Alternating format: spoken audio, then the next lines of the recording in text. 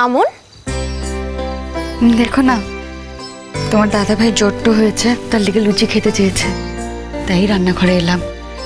তোমার দাদা ভাই লুচি খাবে শুনলে ওরা বোধহয় কিছু বলবে না, বলো? দাদা ভাই নিজে তোমাকে লুচি বানাতে বলেছে তো? হ্যাঁ, ও তো নিজেই বললো গরম গরম লুচি খাবে। ঠিক আছে আমন, তাহলে তুমি এক কাজ করো, তুমি কড়াইতে তেলটা ঢালো আর আমি বেলে দিচ্ছি। যেটা খুব ভালো হবে, তাড়াতাড়িও হবে। আচ্ছা বনলতা, ও তখন তরকারি দেখছিলাম ফ্রিজে, ওটা লেওয়া কি ঠিক হবে? আমি বার করে দিচ্ছি।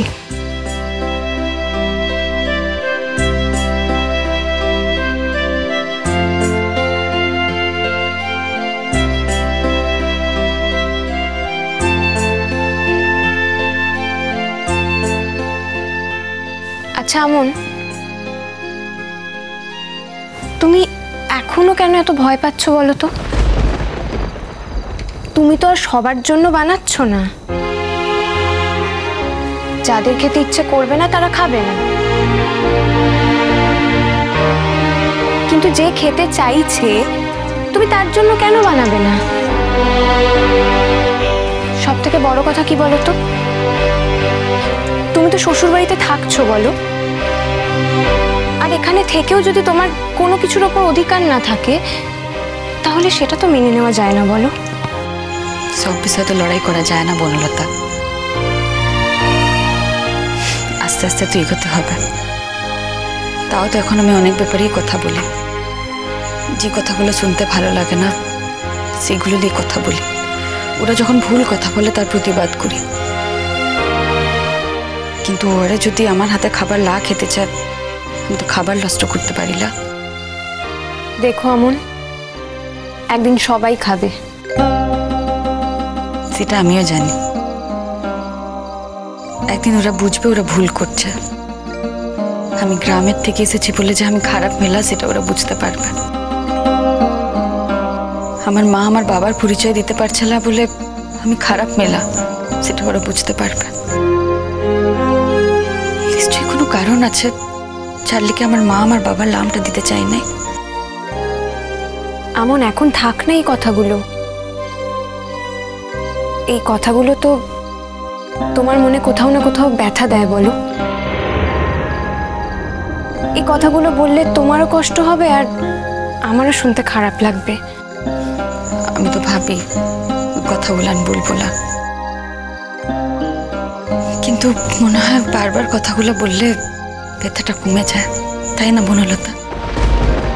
আচ্ছা আমন, একটা কথা বলো তো, দাদা ভাইকে কি ডাক্তারের কাছে নিয়ে যেতে হবে? মেধা দিদি নিয়ে যেতে চেয়েছিল।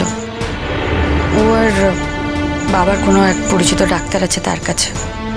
আমি লা করেছি। যে মানুষটা আমাকে অপমান করেছে, যে মানুষটা বলেছে আমাকে দেখে নেবে, আমার ক্ষতি করবে, যে মানুষটা আমাকে চ্যালেঞ্জ করেছে, তার বন্ধুর কাছে যাওয়ার কি দরকার বলো? সেখানে তো না গেলেও হয়, সেটা তো এক রকমের ফেভার লিবা। আর এই ফেভারটা লিবার দরকার লাই রাঙা বাবুর। কলকাতা শহরে তো আর ডাক্তারের অভাব নাই। একদম ঠিক করেছো। ওর থেকে কোনো সুযোগ নেওয়ার কোনো দরকারই নেই। আর তাছাড়া আমি না একটা কথা কিছুতেই বুঝতে পারি না, মেধা দিদি বা গায়ে পড়ে এত চিকিৎসা নিয়ে কথা বলার দরকারটা কি? মেধা দিদি কি বুঝতে পারে না যে দাদাভাই তো আর আগের মতো নেই? দাদাভাই এখন বিবাহিত, আর এখন সব থেকে বেশি দাদাভাইয়ের ব্যাপারে কথা বলার অধিকার আছে তোমার।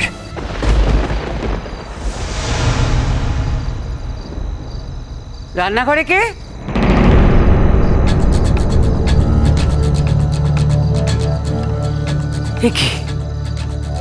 তোমরা এখানে? তুমি? তোমার ছেলে লুচি খেতে চেয়েছিল, তার লিগে লুচি বানাতে এসেছি। লুচি বানানো হয়ে গেলে আমি রান্নাঘর পরিষ্কার করে চলে যাব, তুমি চিন্তা করো না, কাল তোমাদের কোনো অসুবিধা হবে না। এই শোনো, তুমি কার পারমিশনে রান্নাঘরে এসেছো? হ্যাঁ, আমরা কি মরে গেছি? আমি একটু আমার ঘরে মেধার সঙ্গে কথা বলছিলাম, আর এই ফাঁকে তুমি এখানে এসে হাজির হয়েছো।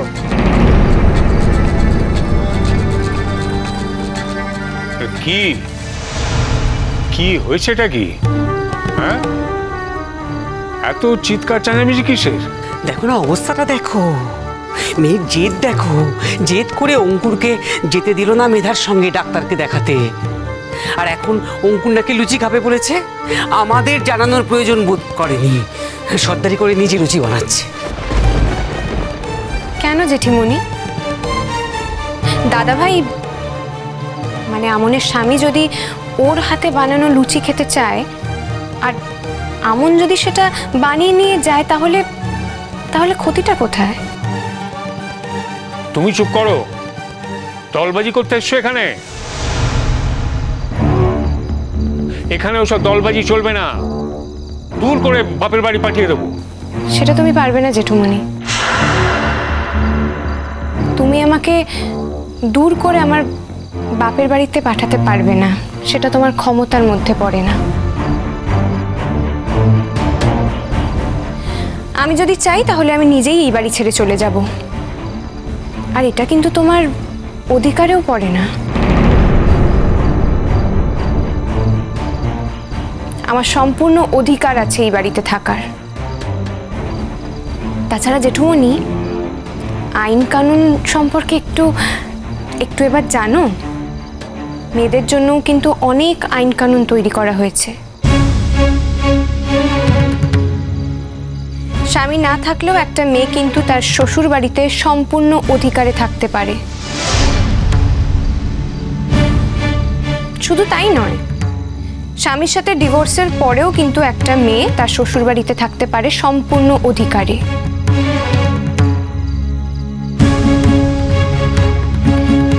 এত কথা বলো, এইটুকু তো জানা উচিত, তাই না? এইগুলো না জেনে কথা বললে কি হয় বলো তো? শুধু শুধু ছোট হয়ে যেতে হয়। তুমি আমাকে অপমান করছো। কি হয়েছে? এত চিৎকার চেঁচামেচি কেন? আমিও তো সেটা বুঝতে পারছি না। রাঙাবাবু গরম গরম লুচি খেতে চেয়েছে, তার লিগে এখানে এসেছি। লুচি খেতে চেয়েছে মানে? আমি তো বুঝতে পারছি না। একটা মানুষের জ্বর হয়েছে, আমরা জানিও না জ্বরটা কেন এসেছে, আর তুমি তাকে লুচি ভেজে দিচ্ছ। আরে বাবা, বাকি কথা আমি বাদ দিলাম, জেঠিমণি তোমার হাতে খেতে চায় না সেগুলো না হয় আমি বাদ দিলাম, কিন্তু তুমি এটা ভাববে না একটা মানুষের জ্বর হয়েছে তাকে লুচি খেতে দেওয়া যাবে না? তাকে এখনো ডাক্তার দেখানো হয়নি। মানে তুই কি করছো বলো, তুমি বুঝতে পারছি না। ধরো ওর যদি টাইফয়েড হয়ে থাকে আর তার মধ্যে যদি তুমি লুচি খাওয়াও, ওর কত বড় ক্ষতি হতে পারে সেটা ভেবে দেখেছো? তার জন্য একটু শিক্ষা লাগে। সাংবাদিকতা করলেই সব হয় না। আমার কাজ তুই বারবার কথা বলবে না বাবা। রাখো তোমার কাজ। কি হয়েছে এখানে? আর কি হওয়ার বাকি আছে? সংসারটাকে একবার শেষ করে দিয়ে ছেড়েছে। এই বন্ধ করো তো, বন্ধ করো লুচি করা, বন্ধ করো।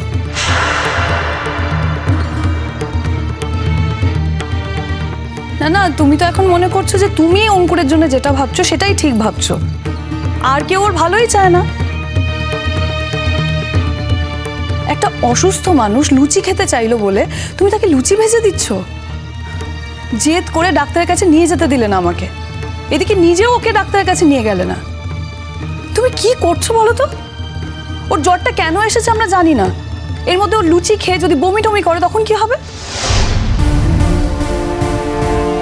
হ্যাঁ, আমি না হয় বাইরের লোক, আমার কথা মানলে না, কিন্তু জেঠু জেঠুমনি তাদের কথা একবার ভাববে না? তাদের তো ছেলে, নাকি এটাও মেনে নিতে হবে তাদেরকে? ওর সর্দি জ্বর হয়েছে মেধা দিদি, আমি নিজে দেখেছি। টাইফয়েড টাইফয়েড কিছু হয় না। এইসব কথা কিসের লেগে বলছিস তো? তুমি কি ডাক্তার? হ্যাঁ, তো কোন কলেজ থেকে ডাক্তারি পাশ করেছো? তোমার মা অনেক বিদ্বান সেটা জানি, কিন্তু তুমিও যে এত বিদ্বান সেটা জানতাম না তো। অবশ্য বিদ্বানের মধ্যে কত কালো থাকে সেটা দেখতে পেলাম। খবরদার মেজমা, মুখ সামলে কথা বলো। কি মুখ সামলাবো? কি মুখ সামলে কথা বলবো? আমি কি মিথ্যে কথা বলেছি নাকি? যা বলেছি সে তো সত্যি বলেছি। তোমার মায়ের পরিচয় দিতে আমাদের লজ্জায় মাথা কাটা যাচ্ছে। ছি ছি ছি ছি ছি। কিসের পরিচয়? হ্যাঁ, কি পরিচয়? তার উপর আবার এত বড় বড় কথা। ভাগ্যিস তোমার মায়ের মতো শিক্ষিত হয়নি। আবার বলছি মেজমা, সাবধান করছি, আমার মাকে নিয়ে কোনো কথা বলবে না। আমার সামনে তো বলবেই না। তোমরা কেউ আমার মার পায়ের নখির জুকিলা, তোমরা কেউ আমার মাকে নিয়ে কোনো কথা বলবে না।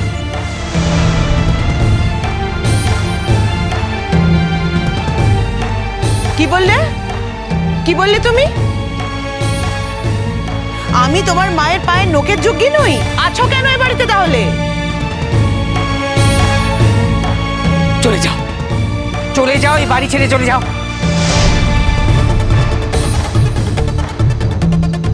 শোনো, যারা তোমার মায়ের পায়ের নখের যোগ্য তাদের কাছে গিয়ে থাকো। যাও যাও। এখন তো তুমি অনাথ নেই, তুমি তো মা পেয়ে গেছো, তাই না? আমি বলছি তুমি চলে যাও তোমার মার কাছে। কিসের জন্য চলে যাবে বলো তো? এই বাড়িতেও বিয়ে করে এসছে কি চলে যাওয়ার জন্য?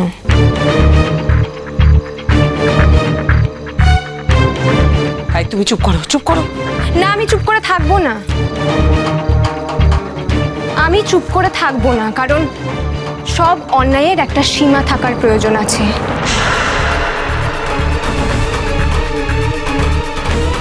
আর মেধাদি, তোমাকেও একটা কথা বলি। তুমি ঠিক কি মনে করো বলো তো? তোমার দাদা ভাইয়ের প্রতি যা ভাবনা চিন্তা, দায় দায়িত্ব, কর্তব্য, তার থেকে কি আমনের কিছু কম আছে? মানে তার থেকে কি আমন কিছু কম ভাবনা চিন্তা করে বলে তোমার মনে হয়?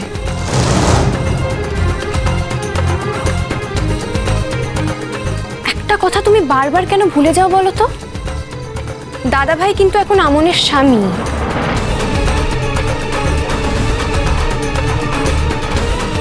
বনলতা, তোমার সাথে আমি কথা বলছি না। আর এমনিতেও আমন যে অঙ্কুরের বউ সেটা আমি ভুলে যাইনি, কিন্তু বউ হলে যে উপযুক্ত যত্ন নিতে পারবে তার প্রমাণ কিন্তু কোথাও নেই। আর তার প্রমাণ যে নেই সেটা তো দেখতেই পাচ্ছি। একটা অসুস্থ মানুষকে জ্বরের মধ্যে লুচি খাওয়াচ্ছে, তার যদি কিছু হয়ে যায়?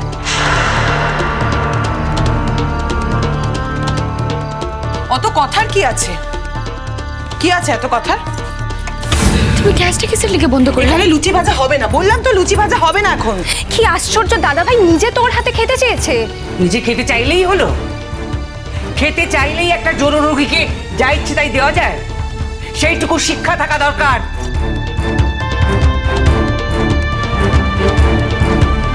কি কি চাও তুমি? অঙ্কুরকে এইভাবে তিলে তিলে শেষ করার চেষ্টা করছো নাকি?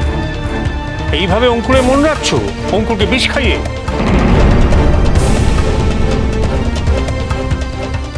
আচ্ছা, সর্দি টর্দি হলে কি আমরা লুচি খাই না নাকি? সর্দি জ্বর যে হয়েছে তার প্রমাণ কিন্তু আমরা পাইনি। আর জ্বরটা কেন হয়েছে সেটাও আমরা জানি না। ডাক্তারের কাছে নিয়ে যেতে চেয়েছিলাম আমি ওকে। কালকে ও টেস্টটা করুক, তারপর রিপোর্ট আসুক, তারপর না হয় এইসব খাবার দেবে। এক্ষুনি তো খাওয়ানোর কোনো প্রয়োজন হয়নি।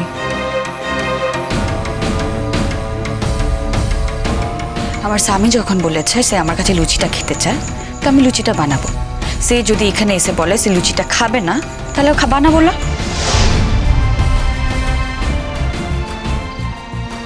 আর মেজমা, তুমি যেমনি গ্যাসটা বন্ধ করতে পারো, আমি তেমনি গ্যাসটা জ্বালাতেও পারি। দেখেছো দিদি ভাই, দেখেছো কি অসভ্য মেয়ে, কত বড় সাহস দেখেছো? আমাকে অসভ্য বলার আগে নিজেদের দিকে তাকাও। তোমরা যেটা করছো সেটা কি সভ্য মানুষ করে? একটা মেয়ের সামনে দাঁড়িয়ে তার মাকে যা তা বলছো, এটা কি তোমাদের ধর্ম? তোমরা আমার অধিকারটা প্রত্যেক মুহূর্তে ছিনিয়ে নিতে চাইছো। এই কথাটাও বলছো যে আমি এখানে কেন পড়ে আছি, বাপের বাড়ি যাচ্ছি না কেন? তোমরাও তো নিজেরা মেয়ে, কারোর বউ, কারোর মা। তোমাদের যদি কেউ বলে স্বামীর ঘর ছেড়ে নিজের বাপের বাড়ি চলে যেতে, তোমরা যাবে?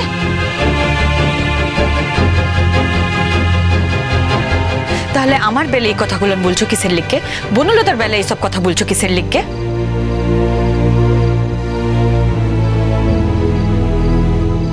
মেয়ে হয়ে মেয়েদের ভালোর জন্য লড়াই না করে তাদেরকে খারাপ দিকে ঠেলে দিচ্ছ কিসের লিখকে? কিসের শত্রুতা তোমাদের আমাদের সাথে? কি করেছি আমরা তোমাদের? কি ক্ষতিটা করেছি বলো? মা তুমি কিন্তু এবার বাড়াবাড়ি করছো। তোমার কাছে শিখতে হবে কোনটা বাড়াবাড়ি আর কোনটা বাড়াবাড়ি নয়। মা শোনো, বনলতা তোমার ছেলের বউ, আমন কিন্তু তোমার ছেলের বউ নয়। হ্যাঁ, তুমি বনলতার সঙ্গে যে অসভ্যতা করেছো তার জন্যে ওর হাজবেন্ড তোমার কাছে কৈফিয়ত চাইতে আসবে না, কারণ সে আর বেঁচে নেই। কিন্তু দাদাভাই বেঁচে আছে। হ্যাঁ, দাদাভাই চাইলে তোমার কাছে কৈফিয়ত চাইতে পারে, তোমাকে জিজ্ঞেস করতে পারে যে তার স্ত্রীর সঙ্গে তুমি অসভ্যতা কেন করেছো। তখন তুমি কি জবাব দেবে? কি বললি তুই? দাদা ভাই মানে অঙ্কুর আমার ছেলে নয় বলে, ও অঙ্কুরের বউ বলে আমি ওকে কিছু বলতে পারবো না? আমাদের বাড়িতে এরকম কোনো নিয়ম নেই। তোমরা এইভাবে ভাবছো, আমরা কেউ এইভাবে ভাবি না। আমরা চিরকাল একসঙ্গে থেকেছি। এক্স্যাক্টলি জেঠুমনি, এক্স্যাক্টলি। আমরা যখন এতদিন একসঙ্গে থেকেছি তখন এই একসাথে থাকাটাকে আমরা ভাঙতে চাইছি কেন? আমি তো সেটাই বুঝতে পারছি না। জেঠুমনি, তুমি আমাদের গার্জেন, এই বাড়ির গার্জেন। এখন তো তোমার উচিত যে এই বাড়িতে যা যা হচ্ছে সেগুলোকে আটকানো, কিন্তু তুমি তো সেটা করছো না। উল্টে তুমি এই গোটা ব্যাপারটার সঙ্গে ইনভলভ হয়ে যাচ্ছ। মানে তোমার কি মনে হচ্ছে না যে তুমি ভুল করছো? একটা মেয়ে নিজের স্বামীর জন্য কটা লুচি ভাজবে, তার জন্য এত লোককে এত কৈফিয়ত দিতে হবে? বাড়ির লোককে কৈফিয়ত দিতে হবে, বাইরের লোককে কৈফিয়ত দিতে হবে।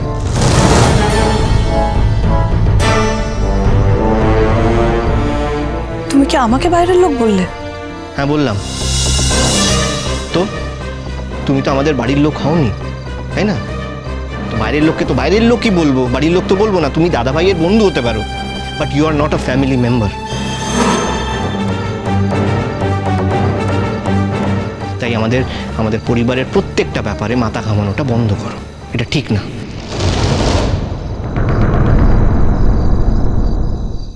মেধাদি, তুমি কি করে চার্জ করছো এটাই তো আমি বুঝতে পারছি না। তোমার কি মনে হয় যে আমন বাচ্চা মেয়ে আর তুমি একাই সবটা বোঝো? আমন কিচ্ছু বোঝে না।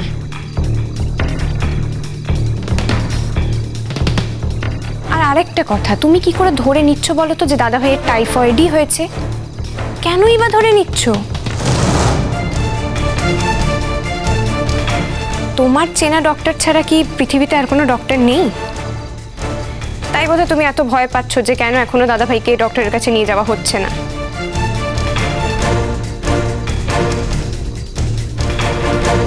আর তার সাথে সাথে এটাও বা কেন ধরে নিচ্ছ যে আমরা কোনো অন্য ডক্টরের সাথে কথা বলবো না? সেটা তোমাকে কে বললো? কিভাবে মেয়েটাকে অপমান করছে দেখেছো তুমি?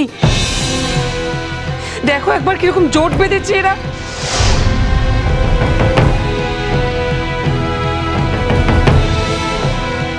এই জন্যই তো আমি এই বাড়িতে আসা বন্ধ করতে চাই। তোমরা যে কেন আমাকে ডাকো জেঠুমনি? 1000 বার তুমি এই বাড়িতে আসবে। যারা এসব বলছে তারা এই বাড়ির কেউ নয়। হ্যাঁ, আহান এই বাড়ির ছেলে বটে, কিন্তু আহান তো আজকাল আর নিজের বুদ্ধিতে কথা বলে না। পরের বুদ্ধিতে যদি আমি কথাগুলো শিখে থাকি তাহলে বলতেই হবে যে সে পর আমার দারুণ উপকার করেছে। সত্যি কথাগুলো আমি সত্যিভাবে বলতে পারছি, এতে আমার কোনো আক্ষেপ নেই।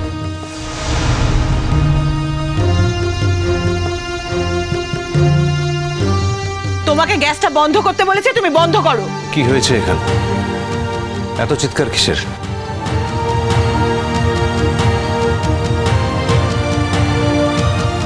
ও মাই কি অঙ্কুর, তোর শরীরটা খারাপ, তুই নেমে এলি কেন? আমি তো উপর অব্দি শুনতে পাচ্ছি, তাই নিচে নেমে এলাম। সারাক্ষণ তো আমি টেনশনে থাকি, নিশ্চয়ই এমনকি নিয়ে আবার কোনো অশান্তি হয়েছে।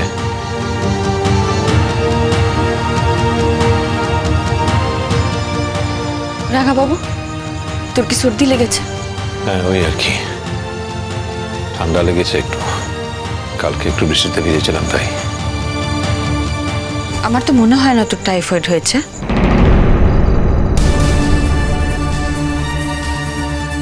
হঠাৎ টাইফয়েডের কথাটা উঠলো কেন?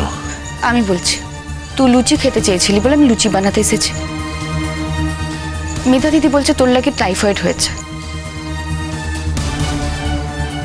এই লুচিটা খেলে নাকি তোর মারাত্মক ক্ষতি হতে পারে, তুই নাকি বমিও করতে পারিস। আর আমি তোর মন রাখার জন্য তুই যা বলছিস তাই করছি। বাড়ির সকলের তাই ধারণা।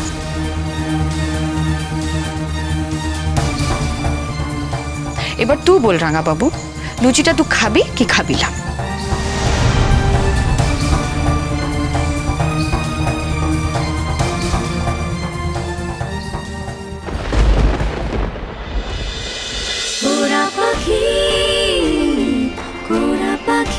চলো চলো চলো চলো চলো পাল্টাই।